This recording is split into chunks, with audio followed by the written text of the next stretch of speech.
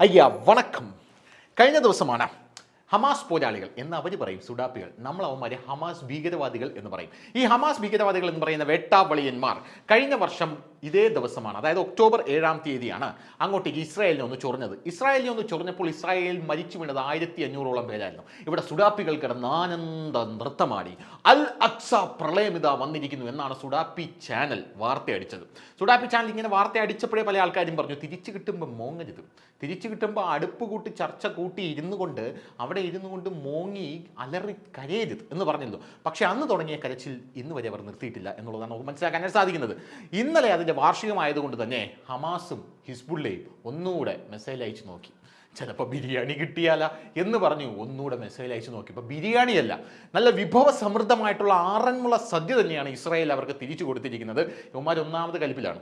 അങ്ങനെ കലിപ്പിലിരിക്കുന്നത് കൊണ്ട് തന്നെ ഇസ്രായേൽ നമ്മുടെ ജഗതി പറയുന്നത് പോലെ തുരുതുരാടി എവിടെ തിന്നാലും അടി, ഇതെന്തോന്ന് അടിമാതി ഫാമിലി എന്ന് പറയുന്നത് പോലെ ഇതാ ഞാൻ ഇത് പറയുന്ന ഈ നിമിഷം വരെയും ഇസ്രായേൽ ലബനനിൽ ബോംബിംഗ് നിർത്തിയിട്ടില്ല. കനത്ത ബോംബിംഗ് ആണ് അവിടെ നടത്തിക്കൊണ്ടിരിക്കുന്നത് എന്നാണ് അറിയാനായിട്ട് സാധിക്കുന്നത്. മൃതദേഹം അവർക്ക് തിരയാൻ പോലുമുള്ള ഒരു ഗ്യാപ്പ് കൊടുക്കാതെ കഴിഞ്ഞ ദിവസം ഇവർ മിസൈൽ അയച്ച സമയം തൊട്ട് ഞാനിപ്പോൾ പറയുന്ന ഈ സമയം വരെ കനത്ത ബോംബിംഗ്, തുരുതുരുതുരാ ബോംബിംഗ്, ബോംബ് ചെയ്തുകൊണ്ടേയിരിക്കുകയാണ്. ഒരു ഗ്യാപ്പ് പോലും കൊടുക്കാതെ അടിച്ചുകൊണ്ടിരിക്കുകയാണ് എന്നാണ് അറിയാനായിട്ട് സാധിക്കുന്നത്. അങ്ങനെ ഇസ്രായേൽ അടിച്ചടിച്ച് മുന്നേറിക്കൊണ്ടിരിക്കുകയാണ്. കഴിഞ്ഞ ദിവസം, അതായത് കഴിഞ്ഞ 48 മണിക്കൂറായിട്ട് ഇടതടവില്ലാത്ത ബോംബിംഗ് ആണ് ഇസ്രായേൽ നടത്തിക്കൊണ്ടിരിക്കുന്നത്. തെക്കൻ ലബനനും വടക്കൻ ലബനനും ചാരമായി കഴിഞ്ഞു എന്ന് അറിയാനായിട്ട് സാധിക്കുന്നു. മൃതദേഹം തിരയാൻ പോലും പറ്റുന്നില്ല എന്നാണ് മനസ്സിലാവുന്നത്. ഇത് കണ്ട് അന്തം വിട്ട് കുന്തം വിഴുങ്ങി തുർക്കി സൈഡിൽ നിൽക്കുകയാണ്. തുർക്കി ഇടയ്ക്കിടയ്ക്ക് ഒരു പ്രസ്താവന ഇറക്കും. എൽദോർഗൻ എന്ന് പറയുന്ന മരമണ്ടനാണല്ലോ അവിടെ ഭരിക്കുന്നത്. ഈ മരമണ്ടനെയാണെങ്കിൽ നിയന്ത്രിക്കുന്നത് അമേരിക്കയാണ്. അതുകൊണ്ട് ഇവൻ ഇടയ്ക്കിടയ്ക്ക് പ്രസ്താവനകൾ മാത്രമേ ഇറക്കത്തുള്ളൂ. ഇവനറിയാം ഇസ്രായേൽ ഒരിക്കലും ഞങ്ങൾ കയറി അടിക്കാൻ പോകുന്നില്ല, ഞങ്ങൾ അമേരിക്കയുടെ നാറ്റോ സഖ്യമാണല്ലോ. അതുകൊണ്ട് പ്രസ്താവനയ്ക്കൊന്നും ഒരു കുറവുമില്ല. ചുമ്മാ വാരി കോരി അങ്ങ് വിടുകയാണ്. നമ്മുടെ മുഖ്യമന്ത്രി പിണറായി വിജയൻ പ്രമേയം പാസ്സാക്കി വിടുന്നത് പോലെ പ്രമേയം പാസ്സാക്കും, ഗവർണർ ചവിട്ടിക്കൂട്ടി കുട്ടയിലിടും, പ്രമേയം പാസ്സാക്കും, ഗവർണർ ചുട്ടിക്കൂട്ടി കുട്ടയിലിടും. അതാണല്ലോ ഇവിടുത്തെ ഒരു പണി. അതുപോലെ തന്നെ ഇവൻ അവിടെ നിന്നൊരു പ്രസ്താവന ഇറങ്ങും, നെതന്യാഹു ഇതുവഴി കേട്ടിട്ട് അതുവഴി കളയും പോടാ എന്ന് പറഞ്ഞുള്ള രീതിയിലാണ് കാര്യങ്ങളൊക്കെ മുന്നോട്ട് പോകുന്നത്. ഇസ്രായേൽ ഇതിന് കനത്ത വില കൊടുക്കേണ്ടി വരും എന്നാണ് അവന്മാർ പറഞ്ഞുകൊണ്ടിരിക്കുന്നത്. അങ്ങനെ തുർക്കി രംഗത്തെത്തി എന്ന് പറഞ്ഞ് അടുപ്പുകൂട്ടി ചർച്ച നടത്താനുള്ള സാധ്യതയുണ്ട്. തുർക്കി എത്തിക്കഴിഞ്ഞു. കാരണം തുർക്കി എന്ന് പറയുന്ന രാജ്യമായിട്ട് ഇസ്രായേലിനെ പിടിച്ചിരിക്കാൻ പറ്റില്ല. ഇങ്ങനെയാണ് പറഞ്ഞുകൊണ്ടിരുന്നത്. ഈ പിടിച്ചിരിക്കാൻ പറ്റാത്തവന്മാരെയൊക്കെ പുല്ലുപോലെ കൊന്നു കളഞ്ഞു. രക്തദാഹിയാണ്, രക്തകൊതിയനാണ്, രക്തരക്ഷസാണ്, രക്തരാക്ഷസനാണ് എന്നൊക്കെ പറയുന്നവന്മാരെയൊക്കെ ഇസ്രായേൽ ബോംബിടുണ്ട്. ആ ബോംബ് വരുന്നത് കാണുമ്പോൾ തന്നെ അവന്മാർ ബ്ലഡ് ട്രോമ വന്ന് ചാവുന്ന കാഴ്ചയാണ് നമുക്ക് കാണാനായിട്ട് സാധിക്കുന്നത്.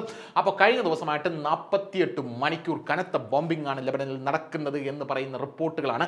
ഇതാണ് ലേറ്റസ്റ്റ് റിപ്പോർട്ട്. ഇപ്പോഴാണ് അങ്ങനെയാണ് പുറത്തു വന്നുകൊണ്ടിരിക്കുന്നത്. പോരാത്തതിന് വേറെ ഏറ്റവും പുതിയ റിപ്പോർട്ടുകൾ പുറത്തു വന്നുകൊണ്ടിരിക്കുന്നത് ഇസ്രായേൽ ഇറാന്റെ ആണവ നിലയത്തിന് അടുത്ത്, അതായത് ആണവ നിലയത്തിന്റെ പദ്ധതി ഉണ്ടല്ലോ അതിന്റെ അടുത്ത് ഒരു സ്ഫോടനം നടത്തിയിട്ടുണ്ട്, സൂചന നൽകിയിട്ടുണ്ട് എന്നാണ് റിപ്പോർട്ടുകൾ പുറത്തു വന്നുകൊണ്ടിരിക്കുന്നത്.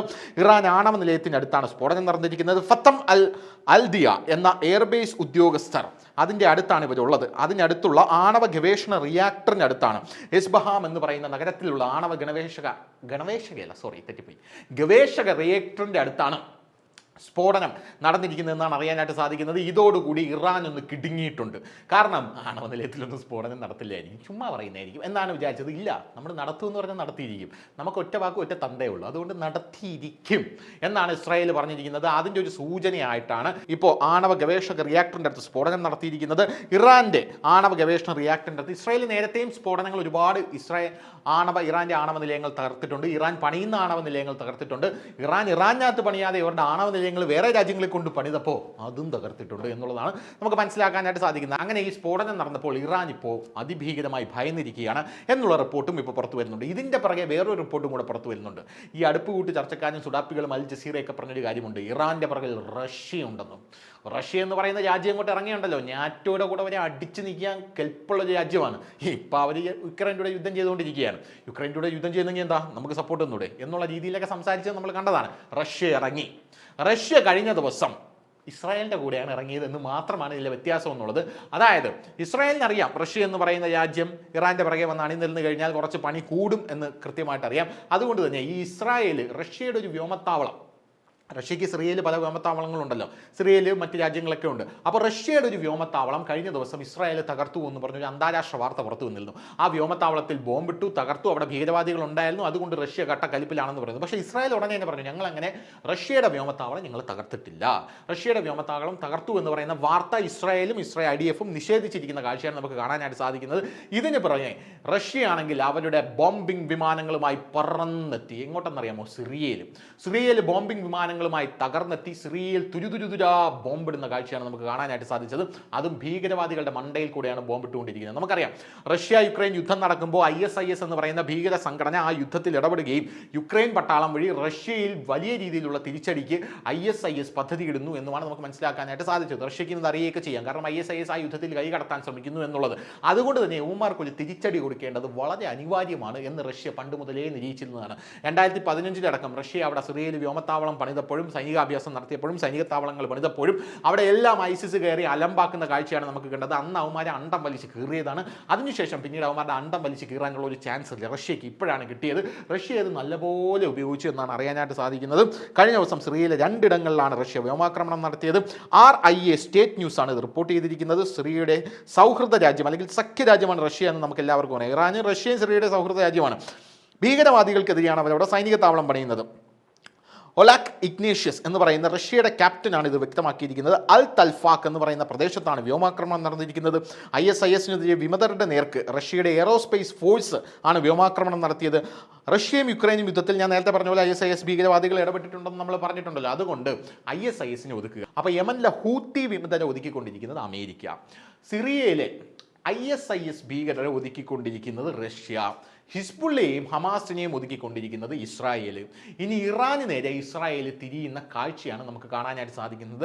ഒരു ഭാഗത്ത് സകല ആൾക്കാരും ഭീകരവാദികൾക്കെതിരെ, ഇതാണ് കറക്റ്റ് വേർഡ്, അതായത് ഭീകരവാദം, പശ്ചിമേഷ്യയിലെ ഭീകരവാദം തുടച്ചു നീക്കാനായിട്ട് ലോക രാജ്യങ്ങൾ മുഴുവനും ഒന്നിക്കുന്ന കാഴ്ചയാണ് നമുക്ക് കാണാനായിട്ട് സാധിക്കുന്നത്.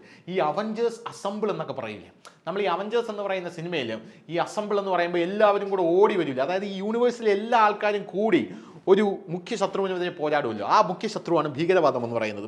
ആ ഭീകരവാദത്തിനെതിരെ പോരാടാനായിട്ട് സകല രാജ്യങ്ങളും ഒന്നിക്കുന്ന കാഴ്ചയാണ് നമുക്ക് കാണാനായിട്ട് സാധിക്കുന്നത്. ഈ അവഞ്ചേഴ്സിന്റെ ഫസ്റ്റ് പാർട്ടിലാണോ എന്ന് അറിഞ്ഞൂടെ, ഈ ഹൾക്ക് എന്ന് പറയുന്ന ഇൻക്രെഡിബിൾ ഹൾക്ക് എന്ന് പറയുന്ന ഒരുത്തനുണ്ട്. അവനാണെങ്കിൽ റഷ്യയെ പോലെയാണ്. അവന് എപ്പോൾ ദേഷ്യം വരും, എങ്ങനെ ദേഷ്യം വരുമെന്ന് ആർക്കും പറയാനായിട്ട് പറ്റത്തില്ല. പോരാത്ത കഴിഞ്ഞാൽ അവൻ അടിയും പിടിക്കൊന്നും വരത്തുമില്ല, വന്നു കഴിഞ്ഞാൽ അടിച്ച് തൊലച്ചിട്ടേ പോവുള്ളൂ എന്നുള്ളതാണ്. അങ്ങനെ സകല ആൾക്കാരും ഇങ്ങനെ ഹൾക്കിന് വേണ്ടി കാത്തിരിക്കുമ്പോൾ ഇവൻ വരുമോ കാരണം ഇവനൊരു വിമതനെ പോലെയാണ്, വരുമോ വരില്ലയോ എന്ന് കാത്തിരിക്കുന്ന സമയത്താണ് ഇവൻ പതുക്കെ നടന്നു വന്നിട്ട് സകല അണത്തിനെ അടിച്ച് തൊലച്ചിട്ട് പോകുന്നത്. അങ്ങനെ ഒരു ലേറ്റസ്റ്റ് എൻട്രി ആയിരുന്നു റഷ്യയുടേത് ഈ സിറിയയിലേക്കുള്ള വ്യോമാക്രമണം നടത്തിയത് എന്ന് നമുക്ക് മനസ്സിലാക്കാനായിട്ട് സാധിക്കുന്നുണ്ട്. എന്തായാലും റഷ്യ കൂടെ ഇതിൻ്റെ കൂട്ടത്തിൽ എത്തിയ സ്ഥിതിക്ക് വലിയ രീതിയിൽ ഭീകരവാദത്തിൻ്റെ അന്ത്യശ്വാസം ഉടനെ തന്നെ വലിക്കും എന്ന കാര്യത്തിൽ തർക്കമൊന്നുമില്ല. എന്തായാലും ഇന്ത്യ ഇറാനിലേക്ക് പടക്കപ്പൽ അയച്ചിട്ടുണ്ട്. അവിടെ നമ്മുടെ കപ്പലുകൾക്ക്, നമ്മൾ അങ്ങോട്ടും ഇങ്ങോട്ടും പോകുന്ന ചരക്ക് കപ്പലുകൾക്ക് ഒരു ടൈപ്പ് അല്ലെങ്കിൽ ചരക്ക് കപ്പലുകൾക്ക് ഒരു സെക്യൂരിറ്റി എന്ന രീതിയിലാണ് അയച്ചിരിക്കുന്നത്. ഇറാൻ പേടിച്ച് വിറച്ചിരിക്കുകയാണ്. ഇസ്രായേൽ തിരിച്ചടിച്ചു തുടങ്ങിയിട്ടുണ്ട്. ലെബനനിൽ കനത്ത ബോംബിംഗ് നടക്കുകയാണ്. ഈ 48 മണിക്കൂറായി ഇടതടവില്ലാത്ത ബോംബിംഗ് നടക്കുകയാണ്. ആണവ നിലയത്തിന് സമീപം സ്ഫോടനം നടന്നിട്ടുണ്ട്. പോരാത്തതിന് ഇപ്പോൾ റഷ്യയും കൂടെ വ്യോമാക്രമണവുമായി രംഗത്തെത്തിയിട്ടുണ്ട്. അപ്പോൾ ഇത്രയുമാണ് ഇതുവരെയുള്ള, അതായത് ഈ നിമിഷം വരെയുള്ള ഏറ്റവും ലേറ്റസ്റ്റ് ആയിട്ടുള്ള അപ്ഡേറ്റുകൾ. അപ്പോൾ ശരി, കൂടുതൽ വാർത്തകളും വിശേഷങ്ങളും നിങ്ങളിലേക്ക് എത്താൻ ABC മലയാളം സബ്സ്ക്രൈബ് ചെയ്യുക, ബെൽ ബട്ടണും അമർത്തുക.